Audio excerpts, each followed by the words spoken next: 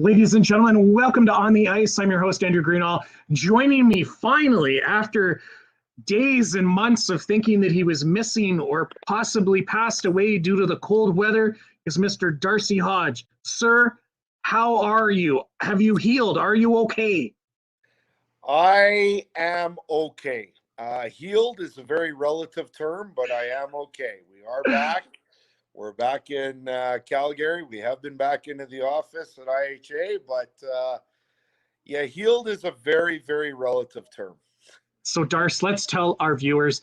A couple days ago, we tried to get you on a live. You were at the world's longest hockey game, where you guys were playing your butts off to raise money for the Cross Cancer Institute, correct? Or for cancer? It's yes, indirectly it is for the cross cancer, but what we do is we're working with two doctors that have been laboriously trying to develop a new drug called PCLX-001, and it's one of the first.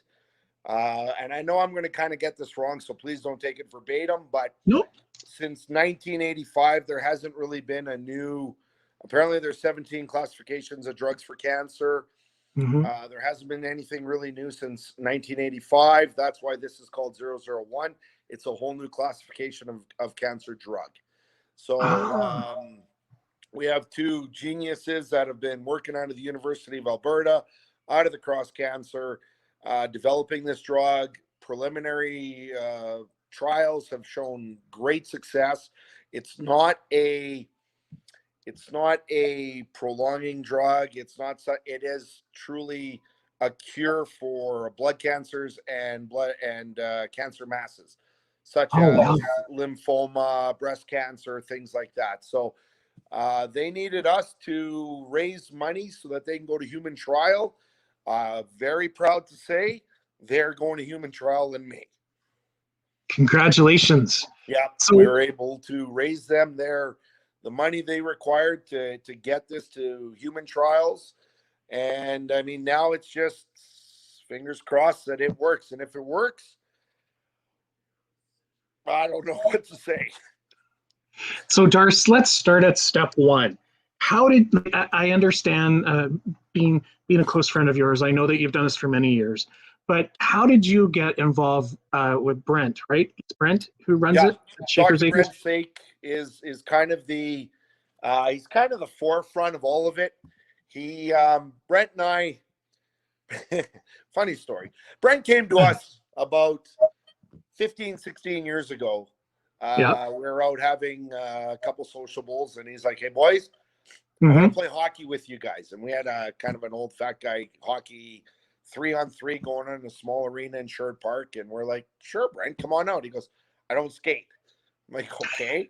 He goes, "I want to be a goalie." Okay, well, goalies are always needed, so come on out. And day one. Wait, though, Darce, did you guys do the Mighty Ducks Goldberg to him? Well, thankfully, he was a ball player, a college ball player, and he had some pretty good reflexes, which is good. But yeah, we allowed him to come out, and just through conversation, I honestly don't even know how it started, but he's like, "I want to do this world's longest." So he kind of did a world's longest ball game years and years and years ago in Wasetna, and it never really clambered on. And he's like, "Well, I'm going to build an arena in my yard on my acreage. We're going to do the world's longest hockey game." And that was, well, I guess about 14 years ago was game one. And it was 50 some hours or something like that. And it grew really quickly. It was, I can't connect to the Wi-Fi network. It was, my Siri is going off all of a sudden. There. It was. At least we still have you. At least we still have you, not like our live where we totally lost. We're just having a little interference here. So yeah, it kind of grew from there. And then Brent's been in 3 different acreages now, and every time he does it, he builds another arena, and it escalated really quickly from just beating the record to all of a sudden going to 240 hours. And Brent's whole his whole focus of this game, albeit to raise money for cancer, the money's raised in the past went towards machines. He's never been a fan of just cutting checks to charities because through the administration fees and stuff, you lose a lot. So he'd always give the money towards a machine. He, with the two doctors that we're working with currently, he started his own with a board. It's called the Cure Cancer Foundation. 100% volunteer run. So 100% of funds raised goes directly into cancer research or helping cancer victims, or it's put right back into the pockets of people that actually need it, not just administration. Not saying that any charity out there is a bad charity, but we know that there's a lot of charities where the administration takes a fair number to keep it up and running. Cure Cancer Foundation is 100% volunteer run. So he's just continually built this behemoth of a logo, of a brand. Brent lost his first wife just after game one. And so it means a lot to him. He lost his father to cancer. We should point out that both his wife and his father passed away due to cancer. Yes. Which is which is more of some of the reasons. A bunch of other family members of his. So it means a lot. Like, if you followed my social media posts throughout this game, I made the mistake of not starting my little daily videos from day one. I really should have. It was something that I started later on because it was just one of those days that I just kind of needed to vent to the world. And all of a sudden I was getting a whole bunch of responses from family and friends and people I didn't even know saying, "Hey man, like, you're crazy. What are you doing in minus 51 weather?" And I'm like, I don't know, but I'm here. We're doing it. And Brent's biggest thing is why the game is as long as it is now. It's for the able-bodied person to push their bodies to limits where it's never been before. And much like a cancer patient, they don't get to choose what's a good day and a bad day, unfortunately. And he wants everybody that's a part of this game to understand why we're doing it. Why, if your feet are hurting, tough luck. Put your skates on and get on the ice, because the people in the hospital don't get to determine whether or not they're going, today I'm just going to take the day off. So he really tries to, and I'll tell you, after 252 hours, it was something that I will experience it again, because I will do it again. But the way this game transpired with the temperatures, and we never had a reprieve. And I mean, the warmest day I think was minus 22. And if the wind blew, it was worse. So you've brought up quite a few things that I want to hit on. The first thing that I want to talk to you about is how much money did Darcy and your team raise to help put into this? As a collective group, currently we're at 1.83 or 84 million. We still have some silent auctions going on. Our framed prints, the first auction went online on one of the local Edmonton radio stations and went for $10,000. We got another one going on today on K-Rock or K97. So we'll see. We have 6 of those to run off. I still get donations daily on my page. Me personally, I was, the players were all tasked to raise $10,000 each. Puts us at about 400,000, 450,000. We had volunteers this year set up donation pages that were raising $1,000 each and things like that. My last total that I looked at, I think it was yesterday, I'm a little over $30,000. Congratulations, Darce. Thank you. Congratulations, buddy. Darce, we got to take a commercial break, bud. Stick with me. I want to talk to you more about this. This is so exciting and so cool to talk to you about, buddy. And while you're there, bud, you go grab a cup of coffee to warm up, because I can tell you're still cold, bud. You got the toque on and you're inside, so you know you're cold. I am inside, yes. We'll be right back, guys.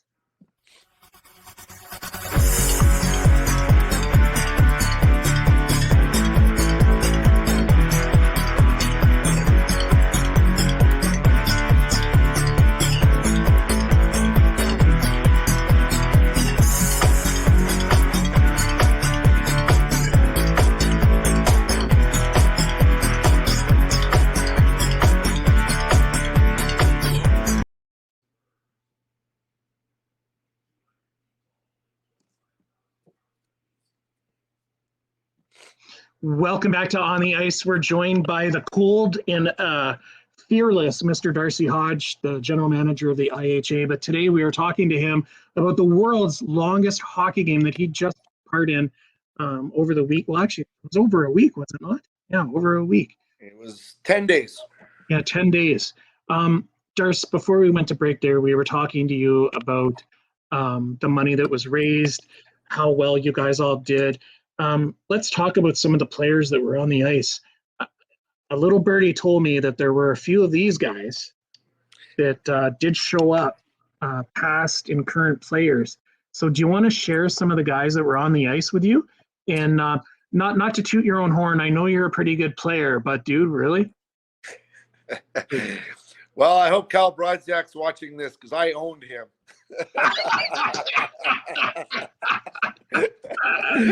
And I made sure he knew it every time we got on the ice together. So we had two former NHLers playing with us. One had a very illustrious career of almost 1,000 games. Unfortunately, his back put him out a little bit sooner than he was expecting, and that's Kyle Brodziak.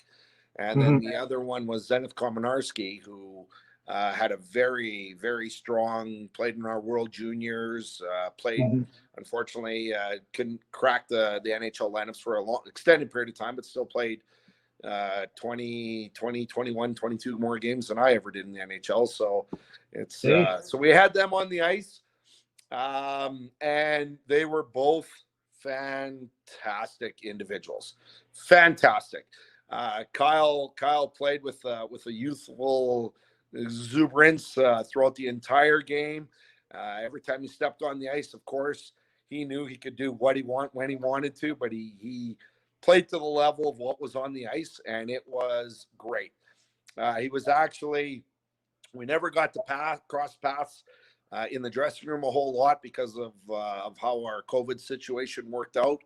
But we did get a chance to talk in when we're on the ice and in kind of our players bench waiting to change it. And just a great human being. Him and Zenith both could have done a lot more in terms of, hey, you want to see what a pro player looks like, but they were just fabulous down. They're both from Vegreville, Alberta, which is a small agricultural Ukrainian village. They got the big Easter egg, for those of you that might know the Easter egg.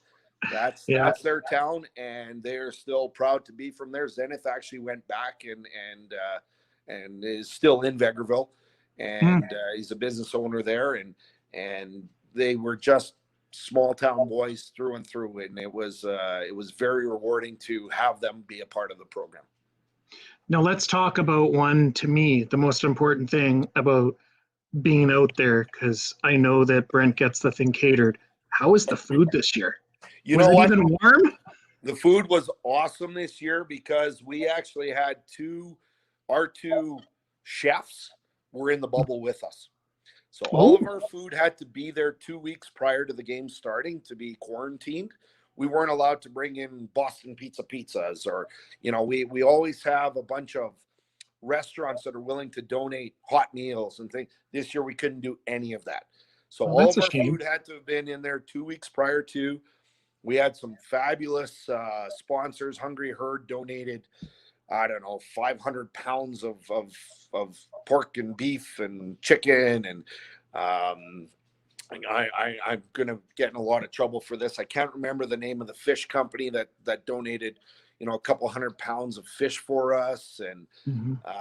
And then the two ladies that were our chefs just did a fantabulous job of making sure we always had some form of a meal going.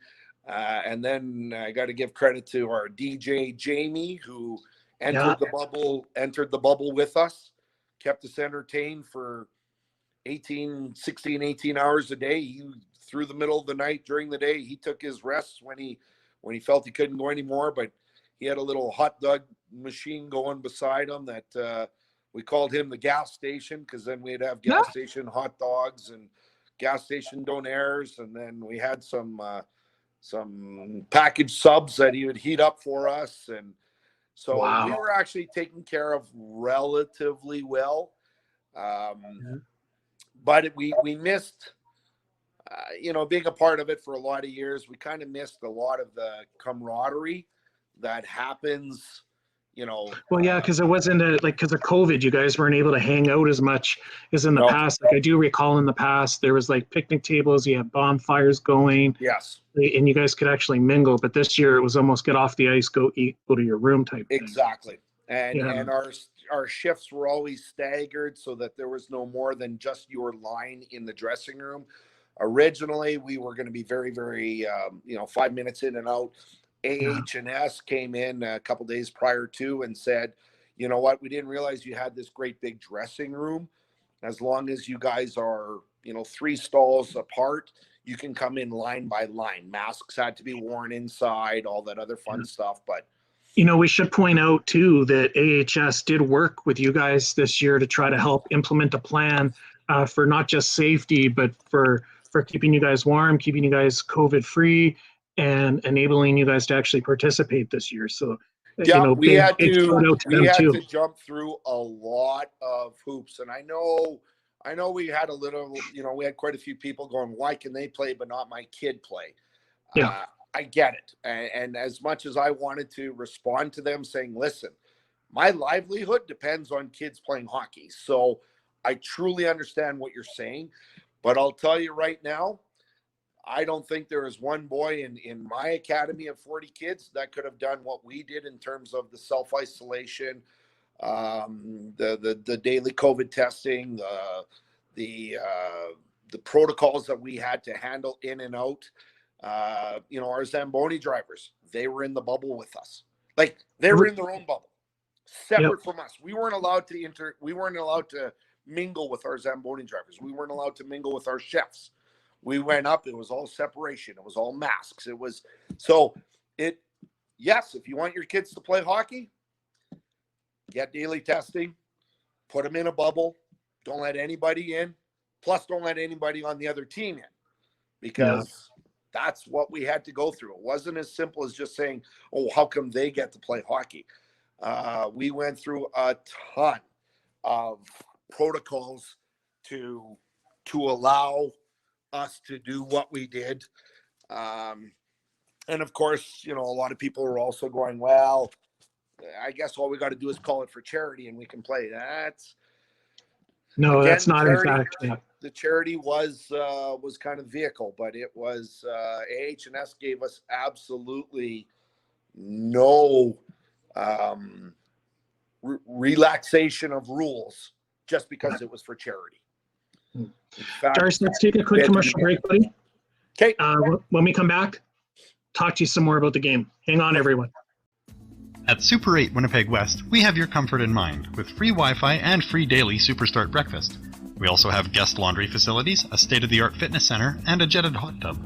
Sleep well in a spacious guest room equipped with plush new bedding, a 50-inch flat-screen HD TV, microwave, mini refrigerator, and Keurig coffee maker. Or book a suite with a kitchen, ideal for extended stays. Super 8 Winnipeg West, located just inside the perimeter on Portage Avenue. Ladies and gentlemen, welcome back to On the Ice. I'm your host, Andrew Grunall. We are joined by Darcy Hodge. The poor fella was playing in minus 31-degree weather, not including the wind chill. They were out playing in the world's longest hockey game up in Edmonton, in Sherwood Park, Alberta, which is just east of Edmonton. Darcy, before we went to break, we got on a tangent about COVID. Don't want to talk about COVID. It depresses me. So let's talk about some of the fun stuff. I don't know if you know this, but there was someone that was there at the games that I'm just checking my notes to make sure I get this right. They're saying that over 1,600 pucks were broken. I want to know how many of those were your fault, because we all know you can't hit the net. Well, believe it or not, in the middle of the night, even the boards would break a puck. I think that number might be a little bit exaggerated. I don't think we broke that many, but it's in writing. It's true. It has to be. If it was on the internet, it has to be true.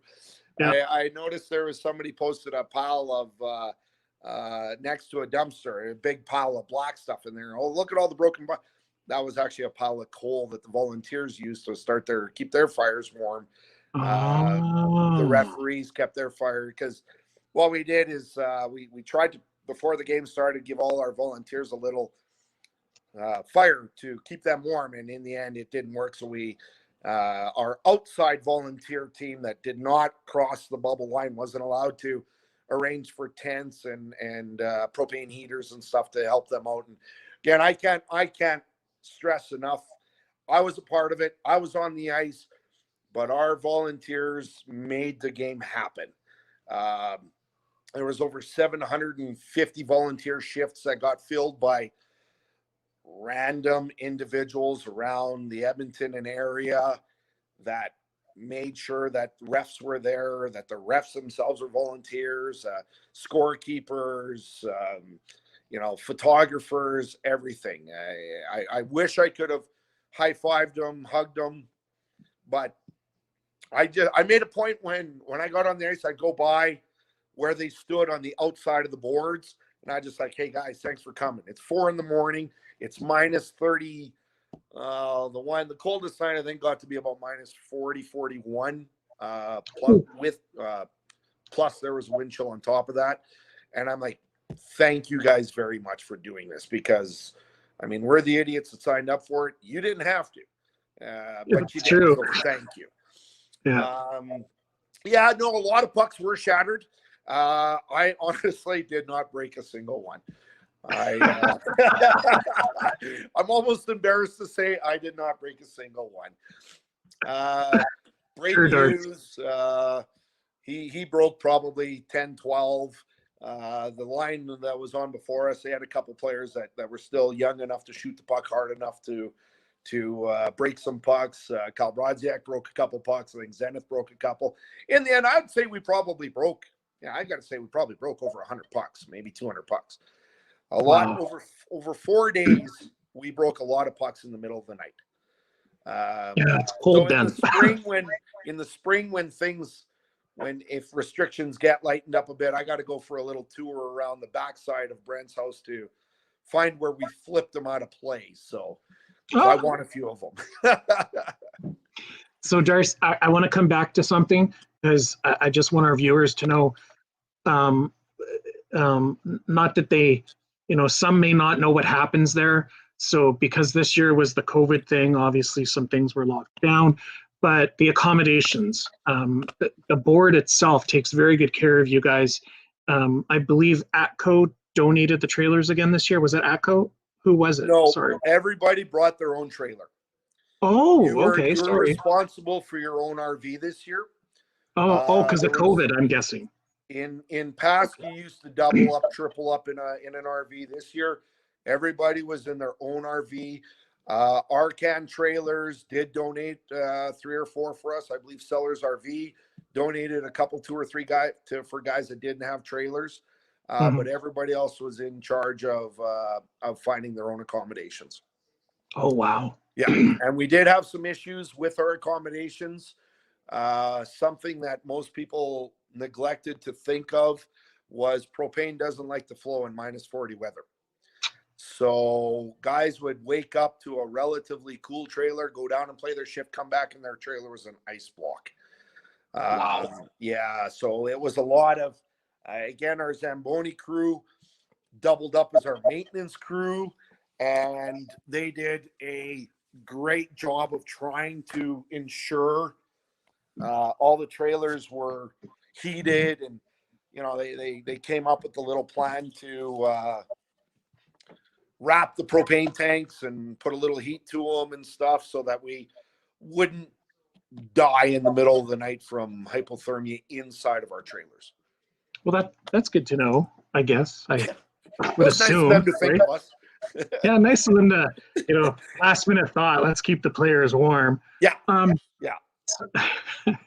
So let's, for any of those young men that are out there that think they could have braved this weather, when we come back from this next commercial break, Darcy, I want you to talk about, because if people don't know, you're the general manager as well as you do help coach at the International Hockey Academy. Let's tell the viewers when we come back how it was to actually play in minus 30 degree weather. Stay with us, everyone. We'll be right back here shortly.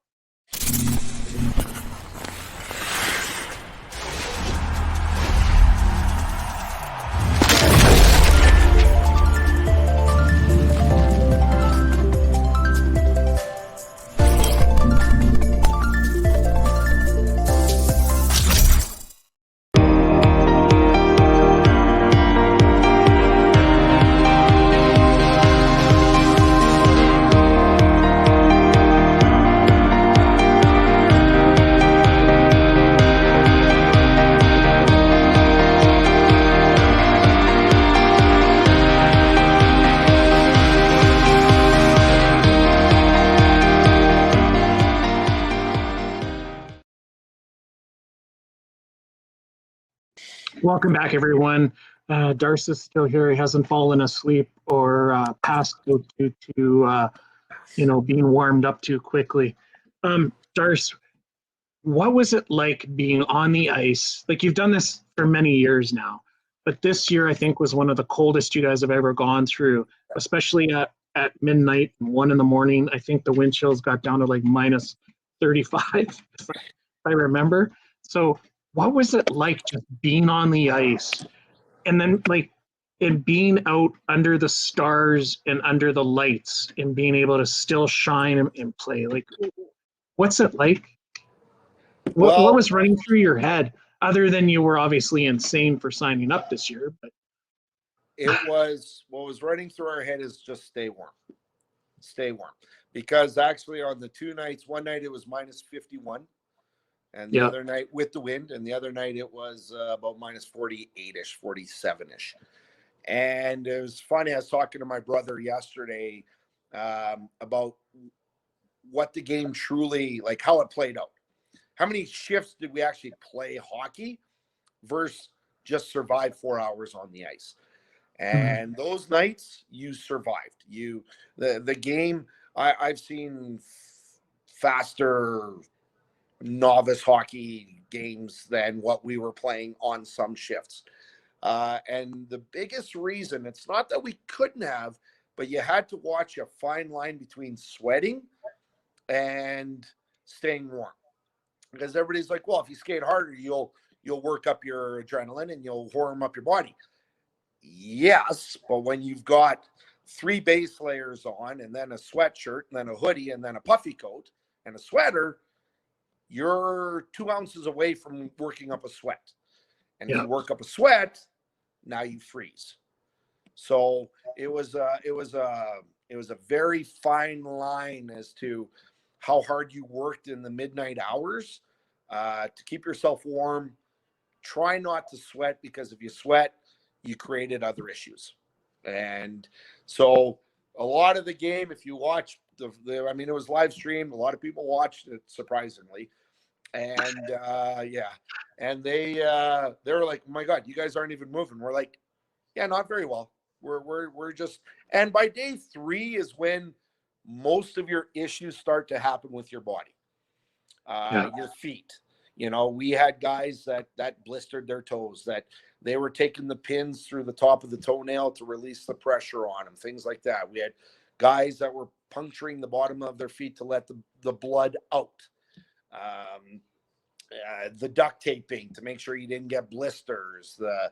So a lot of precautions were taken, but if you put on your skates for 12 hours a day in non-prime weather, you're going to find out really quickly your body's not meant for that. It sounds like a dream to a lot of people, but you're just not meant to be in skates for 12 hours a day.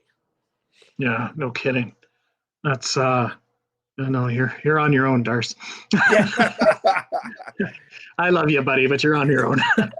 So, wait, do you know how many shifts you actually participated in? I played 21 shifts for a total of about 80, about 100, roughly 100 hours. 100, wow. 98 or 100 hours. And what was the average? Do you know the average amount of shifts that people do? Every shift is a minimum 4 hours. And then a line of 6, which is what my line was, we would supply one guy to the line in front of us for 2 hours of their shift. So that one guy would play 6 hours that day. But what we did as a line is we would normally go out after so he'd play 1 hour, and then we would go out as a line and help out. The more people you had on the helping out, the easier it was on your body, especially at 3 a.m. in -50 weather. So, instead of my 4-hour shift, we played a lot of 5-hour shifts. And then I had my, because I was number one on my line, I rotated one extra time as opposed to everybody. So I actually played 4 6-hour shifts, not 3. And then plus what we helped the other line with. And then the last day, everybody was kind of there to help out, bring home the game. Yeah. Not that the score really matters, Darce, but do you remember what it was? You know what? I honestly, Andrew, I don't even know. I think it was 200 or 2,000 and 2,600 and something to 2,500 and something. We lost by, I think I wasn't going to bring that up, Darce. I wasn't even going to touch it, buddy. We lost by 102 goals or 110 goals or something like that. So let's talk about the goalies for a minute. Oh, those poor guys. Did anybody hook them up to a ventilation system so they could get heat or what? It was unfortunate to be a white team goalie, which was my team, because much like the Oilers, we don't play defense very well. So our goalies got beat on pretty bad. And the red team they brought in a young sniper right in the last kind of minute. And he actually set a new single game scoring record of 430 goals. Wow. Yeah. So he would come in. He's a great kid. He actually played hockey with my oldest son back in midgets and stuff. And he would come in and he still has a really good shot, and he would just fire pucks, and the goalies would just sit there and kind of watch him go by. So, to be honest with you, I think I would do the same. I don't think I would actually want to stand in front of the puck in 30-degree near weather. the end, the goalies kind of got a little bit, tired, feet are sore, cold, because if you took the puck down into the other end, the goalie stood there and did nothing for 2, 3, 4 minutes. And that, again, hard to maintain. And if the puck came back into your end, the up down sliding across, now all of a sudden again they're going to get hot, sweat, and then stand there and freeze. So they had to probably manage their body motions even more so than we did. And in the end, we told them if they're going to score, let them score. That's not really, we're keeping the score, but it's not really what the game was about. So yeah. But it was the first time Cure lost. Let's take another quick commercial break, bud. We'll be right back, everyone, with Darcy Hodge.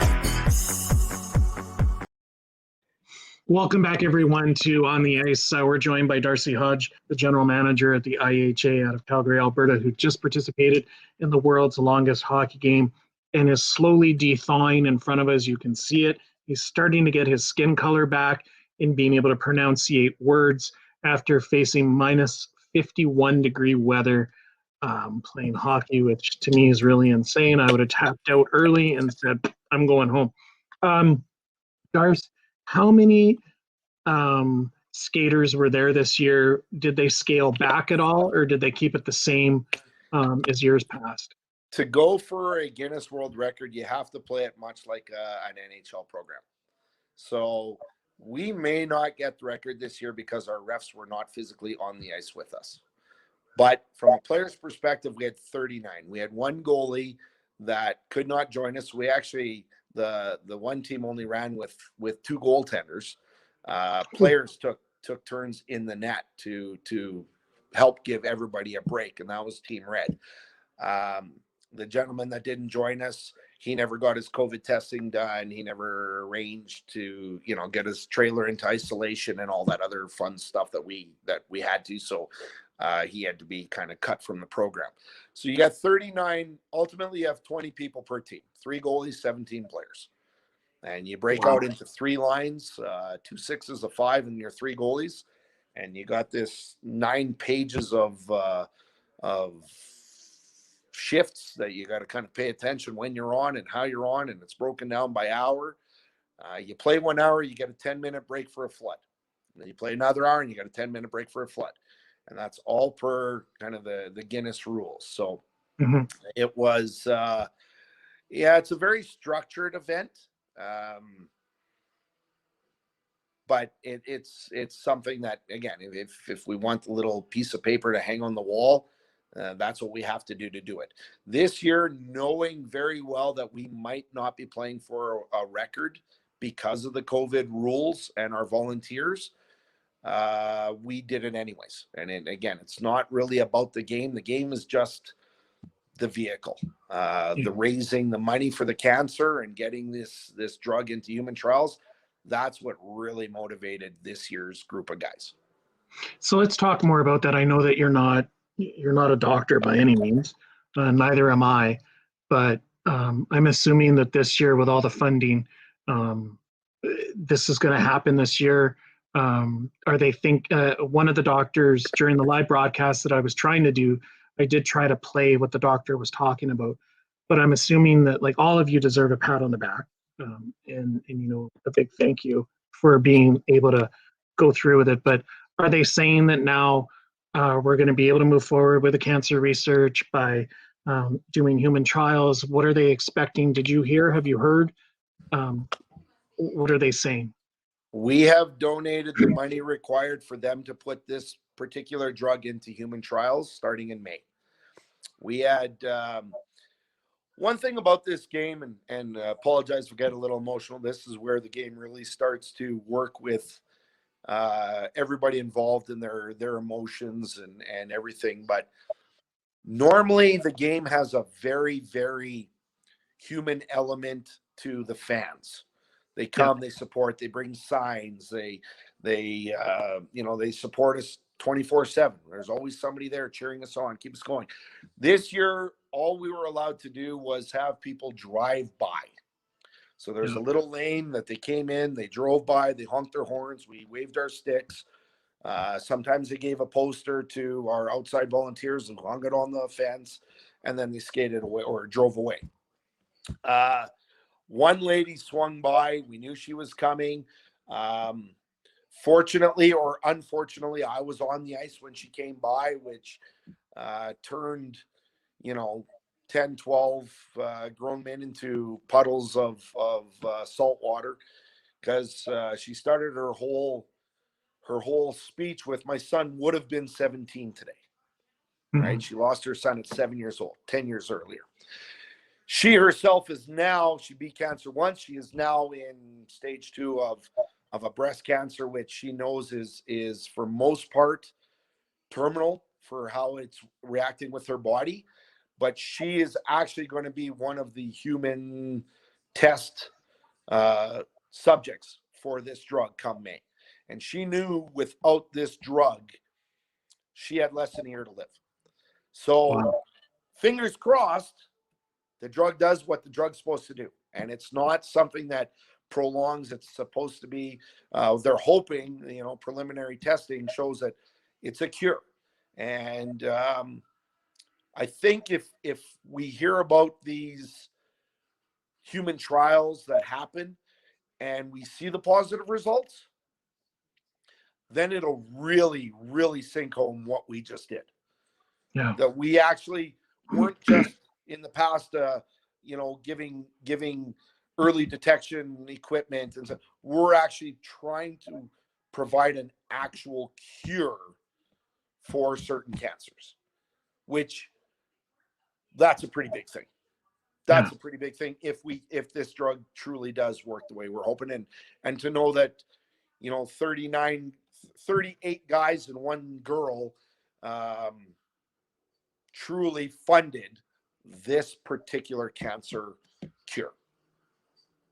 Do you think next, regardless of COVID or not, do you think you guys are going to continue to plan this regardless if we found the cure or not? Do you think we're going to keep moving forward and keep playing the game just to raise money to look at different cancers and to be able to provide them with some funding? That's exactly what we're going to continue to do.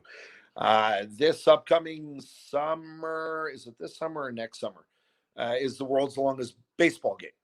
So I was a member of that on the last one, which again, the monies raised from there went to the 2 doctors to help build the vaccines that they required for the treatment. Now we've taken that portion, raised more money for them to put it in a human trial.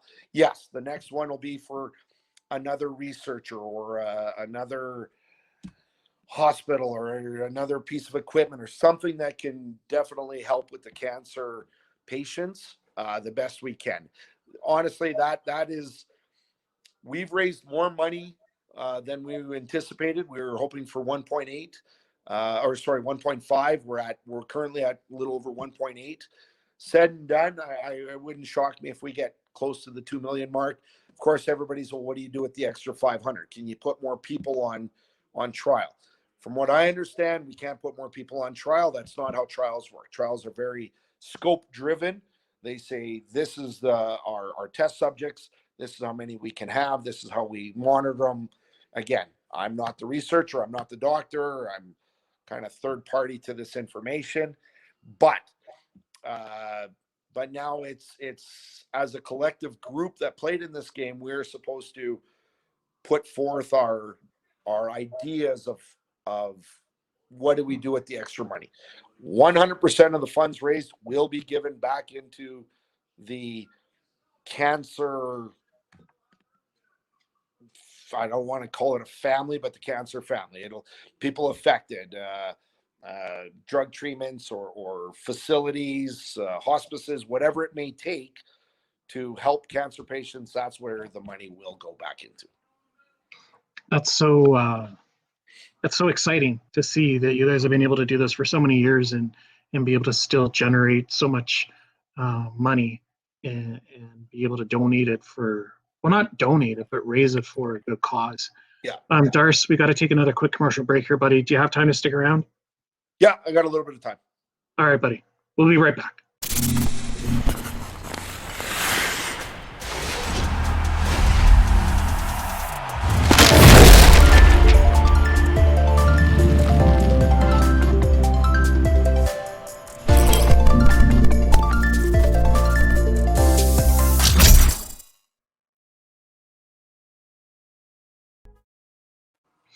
So everyone, while we were just on commercial break there, I want to share with everyone where they can go to see and donate still. Right here on the page, it's worldslongestgame.ca. They had over 100 volunteers. I don't think this has been updated, to be quite honest with you, Darce, but they did raise quite a bit of money this year. I don't think, and I can't find a picture of you, buddy, but you have to go into donate to a player. Oh, right here. There we go. So Yeah, there we can donate to Darce just to help him out a little bit. If you scroll down, you'll see a picture of me and my family, and I guess my cancer story. I think you're on here. Where are you, buddy?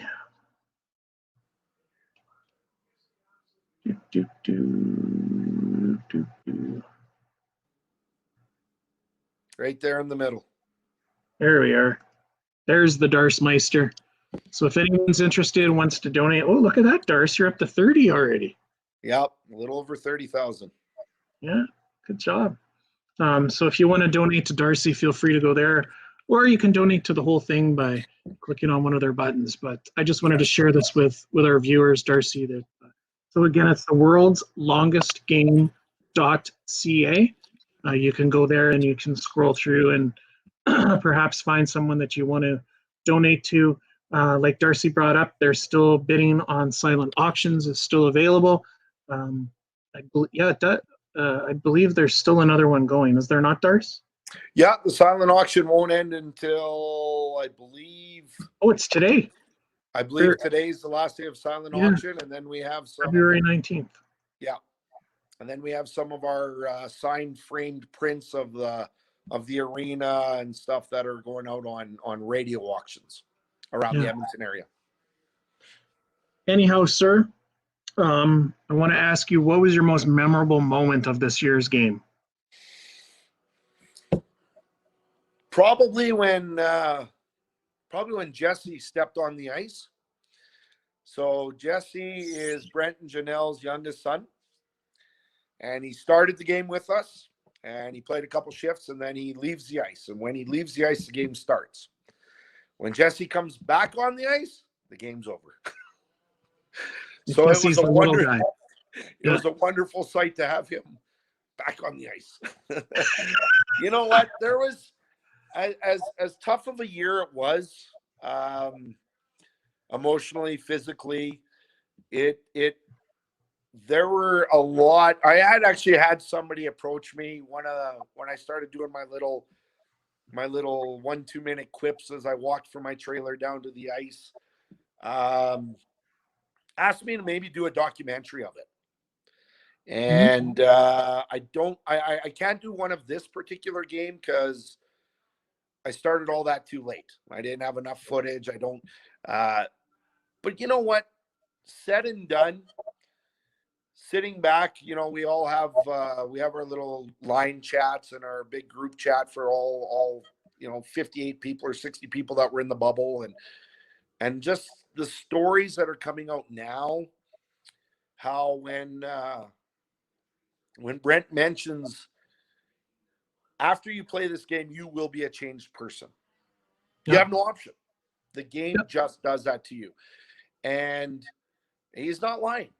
It does change you. You've pushed your body to a level that most people never have. One of my line mates ran in the Atacama race. Atacama race. It's where you run 8 marathons in 7 days. Whew. Yeah. And he did it in Chile last year. And it was funny. Him and I went out for a lunch just yesterday, and then hey, how you feeling? How's the body? How you doing emotionally? Because that's the biggest part, is the mental beating that you take on top of the physical beating. Yeah. And the organizer heard one of his interviews and called him and said, "Really, this was harder than the race?" And he goes, "Yes, it was harder than the race." Well, definitely the mental aspect on you guys being able to keep it going and know in the back of your mind that you're participating to help, free cancer and get rid of it, or not free, but break cancer. It takes a toll. Yeah, that, and again, you do every time that Kate Gallagher, who is kind of our KMG promotion, she kind of runs the whole, especially on the outside of the volunteers scenario. Every time she gave the microphone to somebody, you knew it was going to be a tough 3-4 minutes. Yeah. And getting up at 3 a.m. to go outside for a 5 a.m. shift, or 1 a.m. to go for a 3 a.m. shift at minus 30, 40, 50 weather, after you've slept for 3 hours, 3.5 hours, you're going, okay, it's day 3. How am I going to go till day 11? And you really, really rely on your line mates. You really rely on Kate on the outside, requesting some goofy dance music so that she could go up in the stands and dance with all the cardboard cutouts, just to keep us in a spirit where you weren't sitting there going, what the hell am I doing here? And so, yeah, the mental, the physical was very hard. Everybody I've talked to, even a week after the fact, everybody's still sore. Everybody has numb fingers, thumbs. Some guys are losing their toenails now. backs, knees, hips. I mean, the ice wasn't, it's not like you're skating on an indoor rink with a nice Zamboni flood every 10, 15 minutes. When your ice gets to minus 40, 50, it cracks and chips really quickly. So now when you're just gliding over top of it, all those little ripples and bumps go through your ankles, your knees, your hips. And yeah, we're still in a world of hurt. Very few guys are walking around going, let's go do that tomorrow. And it's for a good cause, right? You're helping cancer. The pain and agony that those individuals go through is probably tenfold from what you guys went through. And that is kind of the name of the game, is to push your body to a level where you don't think you can go anymore, but you continue to go through. And it is to, I watched my father die of cancer. Brent has watched his wife die of cancer. There was numerous other people in the room that were a part of losing a very, very close loved one, sitting in the hospital with them, watching them die of cancer and going, that's painful. So knowing that we could come out on the end of this and go on with life keeps everybody motivated to do it. Were people wanting to pack it in on day 3, 4, 5? Yes. But that's when everybody rallies and says, hey, man, we signed up. We're here. 11 days. Let's just, whatever we got to do, let's just do it. You need help? You need help. You need to sit a shift and somebody's going to cover you for 4 hours? Done. There was everybody that's sitting there going, if you honestly can't do it, sit for 4 hours. I will cover you. Go get a good sleep, and we'll figure it out later. Nobody did. We had one gentleman that kind of blew out his hip really, really, really early. He had to miss 2 shifts because he couldn't even walk.